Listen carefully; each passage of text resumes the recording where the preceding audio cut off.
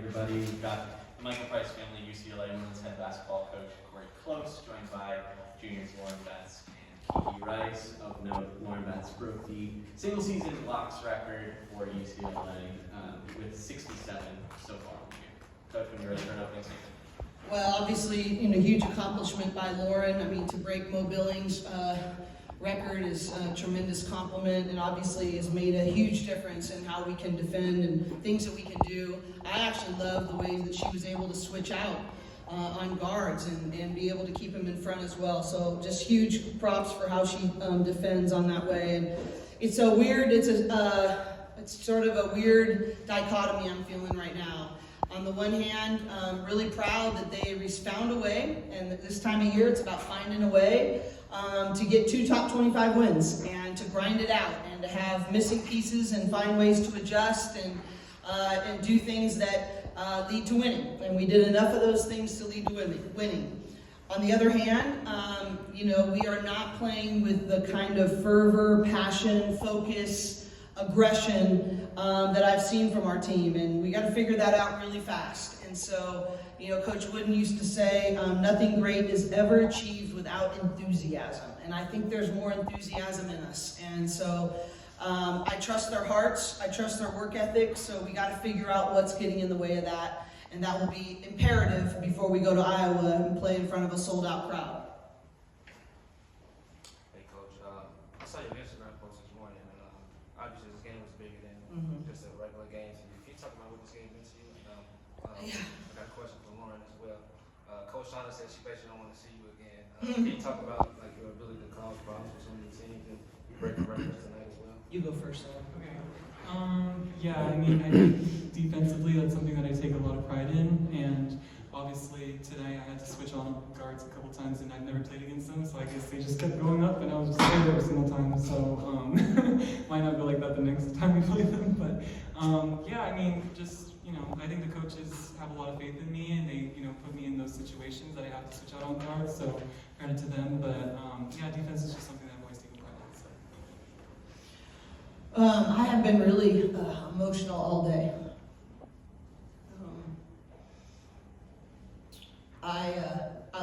I'm wearing my jersey because of in honor of Jan Cloyd, who is one of our biggest donors, and I lost another mentor of mine in the last couple of years to cancer, and I don't know. Pam and I were both really emotional earlier today as we knew we were going to have to write more names on our board today.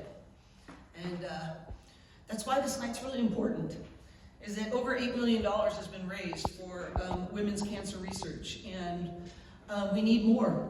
And too many people are dying from this disease. And at the same time, I want to honor the thrivers, as I was corrected to call them, that I've conquered cancer, and it's so neat to see some of those people and honor them. But for some reason, it just really hit me today. I was really humbled by the battles so many people are fighting for. I have a place in my journal every day that I write names of people that are battling an illness, and 90% of those are cancer. And I pray for them every morning, almost every single morning. And I just, that's why these nights are important. We need to keep fighting. We need to keep raising awareness, and we need to keep raising money for different cancer researchers. And I remember last year, Holly Rowe happened to be here for this particular game, and she shared with the team, I don't know if I would be here without this fund and these researchers. I'm a living example of what can happen for somebody with new treatments and new ways to conquer this horrible disease. So, I don't know, I don't have very good words right now. I'm not being very articulate, but it means a lot.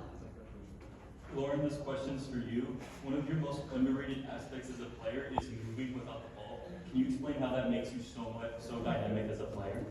Yeah, offensively, I think that a lot of our offense revolves around getting paint touches, and I just want to make sure that, offensively our team executes the way we want, and, I think just creating catches for my teammates is something that I've always taken pride in, and obviously I think Kiki and I do a really good job through our chemistry, just making sure that she finds me inside, she does a really good job of that, but just doing anything I can to help the team win, that's really important to me, so I just always continue to.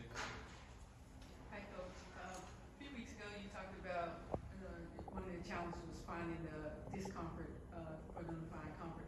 Do you think now with those weeks how they pass and the two players, Kiki and Lauren, if y'all could chime in, have y'all found it discomfort or comfort in the discomfort yet?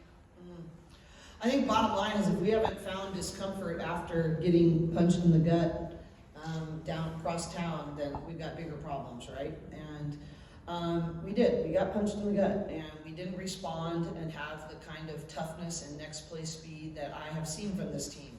So it's not like it's not in them. It's just that we got punched in the mouth, and you got to respond. And what are you going to do about it? So we lost that battle, but our commitment is to the war. And so, how does that inform us? And I think we have done some good things in how we've moved on and learned some things from that. We've really been. I don't think we gave up baskets and transition defense the same way. That's a big focus of something that we've been working on. But I think at this point in the year, there's sort of built-in discomfort. That if you have to embrace that and just choose to conquer and grab every single inch and every single possession, and every time you can give to somebody else on your team, anytime you can blow wind into someone else's sails, anytime you can celebrate somebody else, it's all about doing all the things under your control and minimizing interferences. That's all we really need to be focused on. I have two questions. First, for Kiki, seemed you had a slow start to the game, but you had 12 of your 16 points in the second half. Obviously, the coaches tell you what needs to be done, but what do you tell yourself in that situation, and how do you get to that level of production? Yeah, I think for me it's just continuing to feel out the game and what our team needs at that time. In the first half, I didn't score a ton, but I think I was just kind of finding my teammates and getting our offense going and reading what the defense was giving me. I probably missed a few opportunities to be aggressive, but we'll continue to work through that. And then in the second half, when I felt like I needed to look to score a little bit more to kind of extend our lead, I did that. And just about reading the defense. I mean, I'm not too pressed to score all the time, so it's just about kind of finding the best option for our team, and that's my job as the point guard to really get everyone the ball and make sure our team's getting the best looks possible. And Coach, do you have any update on Janiah Barker?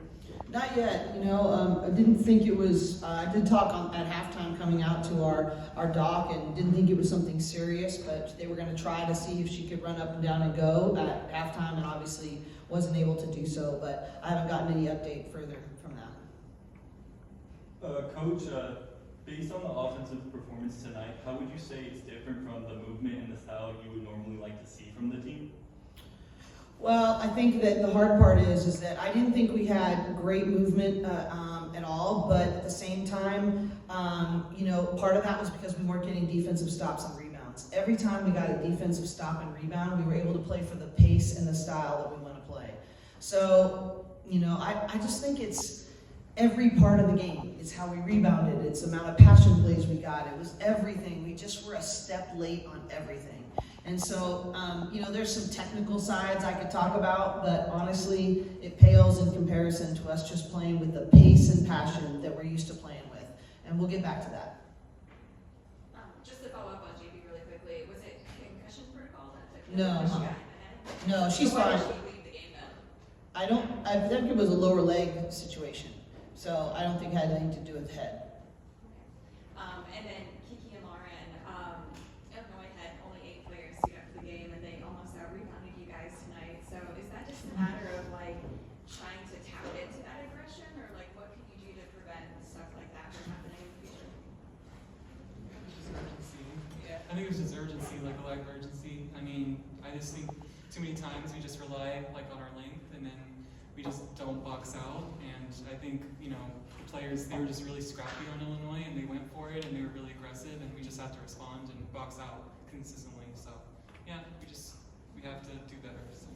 Yeah, I mean, we all of us take accountability for that as players, and our coaches continue to preach to us every single day the importance of rebounding and how we need to get better at that. And I think tonight, when a team that with really only a few players hustled us in a lot of ways, beat us to 50-50s, out-rebounded us, that's going to hurt us down the stretch in closer games against different teams. So we really need to fix that now.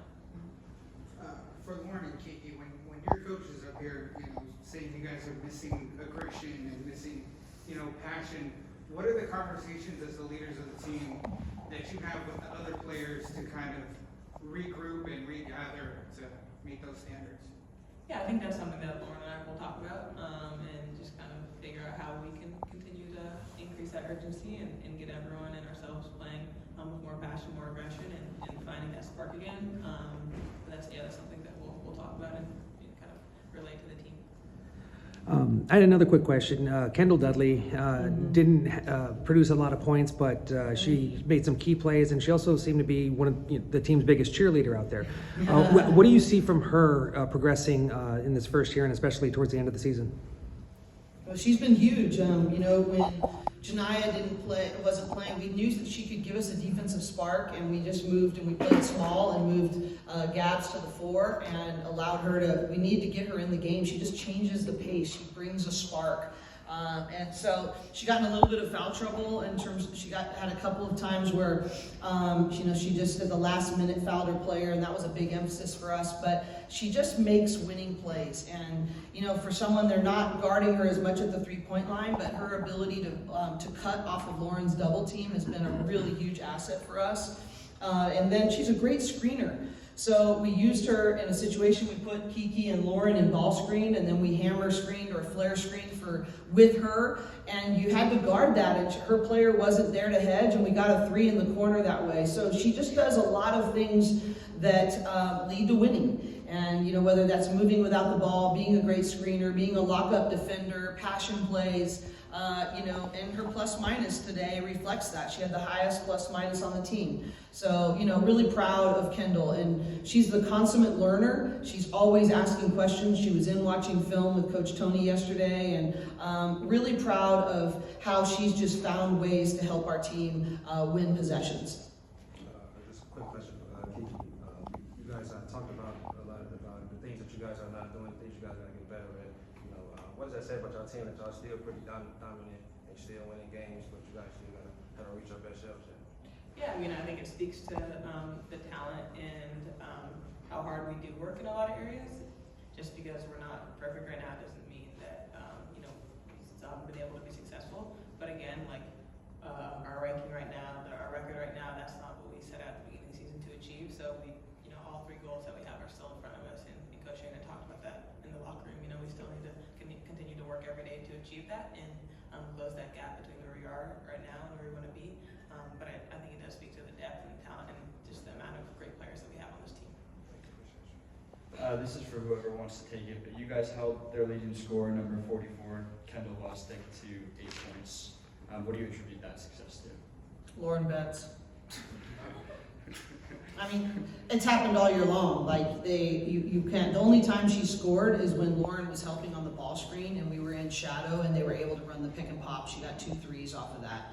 Outside of her getting to the 3-point line, and probably we were in blitz 1, which we were just not switching with DZ, and their coaches. She does a great job, by the way. Credit to her. But she was putting DZ in that action so that we had a harder time switching. And so, credit to them for that. But the reality is that when she catches it in her spots, which are left short corner and more around the war zone, she's the leading rebounder in Illinois history. But I just think we have Lauren Betts and they don't.